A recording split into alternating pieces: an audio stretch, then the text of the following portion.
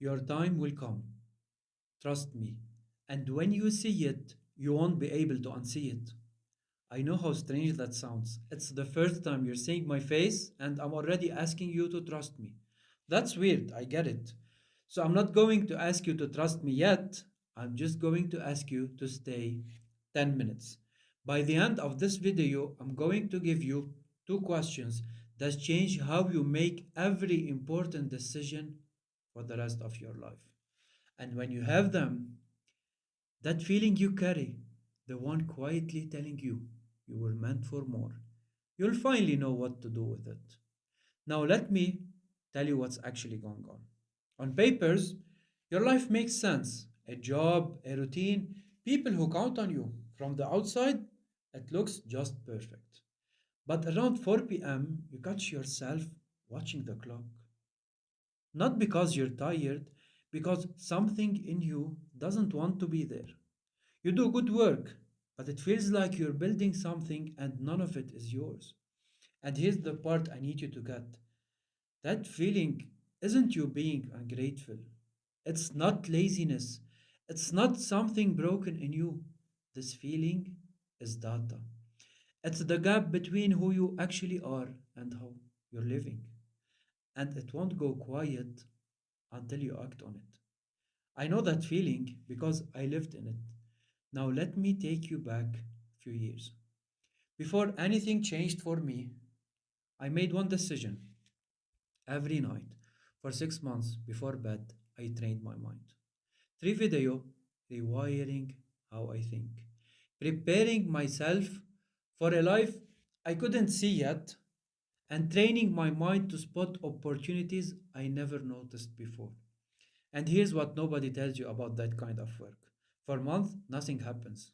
No sign, no reward, just you and the quiet, becoming someone different while your life looks exactly the same. Because at that time, my life hadn't changed at all. I was a mechanical engineer. I worked hard. I gave real energy to the job. But every single day, I was waiting for 4 o'clock. Not because I had somewhere to be, but because I never belonged there. Deep down, I always knew I was meant for more. But knowing it wasn't enough because I didn't have the courage to go after it.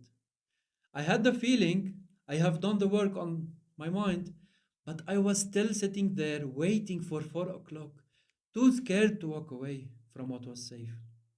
And then I lost my job. The decision I was too afraid to make, life made it for me. Yes, life made it for me. And I won't lie to you about that day. It broke something in me at first. I felt the shame of it, the embarrassment of having to tell people, the fear of waking up with no plan, no salary, no idea what came next. I have built my whole sense of safety on that job, and in one phone call, it was gone. If you've ever had the ground pulled from under you like that, you know it's not just about money, it's about who you think you are. Now, let me tell you, underneath of all of it, there was something else, something quiet. Because I'd spent 6 months getting ready, when everything got stripped away, I didn't only see a disaster, I saw the way out. The same way through I have been too scared to take. Now I had no choice but to take it. And that's the part that matters. The job loss didn't change my life, but being ready when it happened did. Now, here's what I want for you. I needed to lose everything to be forced into that decision. You don't need so. You can choose it before life chooses for you. And that's exactly what these next two questions are for.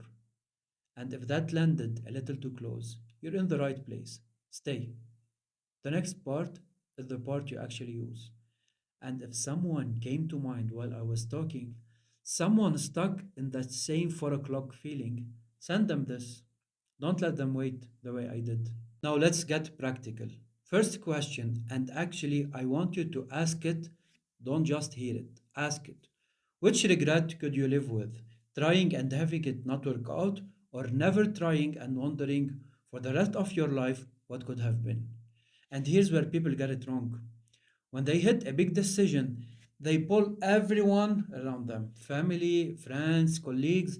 And I'm not saying that to sound tough, I lived it. A few years ago, when I decided to go a different way, my whole family was against me. Not because they hated me, because they were scared for me. The people closest to me, the ones who love me most, every one of them told me I was making a mistake. And I want you to understand how heavy that is. It's one thing to push past strangers, it's another when it's your own family looking at you like you've lost it. And I want to talk to you directly for a second if that's where you are right now. If the people you love most don't understand what you're trying to do, I know how lonely that is. I know what it feels like to sit at the dinner table feeling like the only person who can see where you're trying to go. And I'm not going to stand here and tell you that's easy. It isn't. But I need you to hear this because this is the only thing that carried me through it.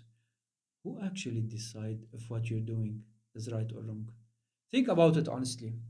Your family judge it through what scares them. Your friends through what they would do themselves. Society through what it calls normal. Every one of them is measuring your life with their own ruler. None of them has to live your life. None of them has to lie awake at 80 carrying your regret. The only person who pays the price for your decision is you. So the only person who gets to decide if it's right is you. Not today's you surrounded by other people's opinions, the version of you at the end of the road, looking back, asking one thing: did I try? And by the way, my family came around. They usually do once they see you didn't break. So when you're stuck, stop pulling the people around you. Ask your future self, which regret could you live with? That's what ends the need for anyone's permission. The first question gives you courage, but courage without this one is just jumping blind. So, second question: the thing you're scared to do, is it a door you can walk back through or one that locks behind you? Because almost everything holding you back right now is a door you can walk back through. Starting something on the side, reversible. Learning a skill, reversible. Posting the video, sending the message, trying the thing, all reversible. If it doesn't work, you walk back through and you're right where you started, except now you know more. Now, let me be clear about something because this matters. I'm not telling you to quit the moment it gets hard. That's not what this is. Setbacks are not the door closing. Setbacks are part of the work. Everyone who made anything real got hit and kept going. This question isn't a permission to run when things get uncomfortable. It's the total opposite. It's here to kill the hesitation that stops you from ever starting. Because what you're avoiding isn't the hard parts. I know you can handle hard. It's the voice that says, what if I start and it's permanent? What if I can't undo it? And almost always you can. The mistake everyone makes is treating a two-way door like a one-way door, feeling the weight of something permanent about a choice they could step back from. And that keeps them frozen for years, never starting at all. So I'm not showing you the exit, I'm showing you what's possible once you stop being afraid to begin in the first place. When you feel that pull to wait, ask, can I walk back if I needed to? If yes, it has no power over you. Start, commit, and when the hard part comes, because definitely it will come, keep going. The door is how you begin without fear, not how you escape when it gets real. And here's one thing I need you to take off your shoulders before you go. Because when most people think about starting something, they think it means throwing away everything they already created, quitting the job, walking away from the salary, burning down the life they spent years putting together. Now, let me be clear with you. Saying yes to something new does not mean setting fire to what you have. You don't quit on day one. You don't leap off a cliff. You don't throw away a single thing you've made. You start it next to your current life on the side, small, and you take it one step at a time, while everything you already have stays exactly where it is. Nothing you created is wasted. Nothing gets thrown away. You're not leaving your life, you're building on top of it. That's the part that should set you free. You were never being asked to gamble everything. You were only ever being asked to take the first step and keep what you already have. So here's what you do tonight. Write down the one thing you keep thinking about and keep talking yourself out of it.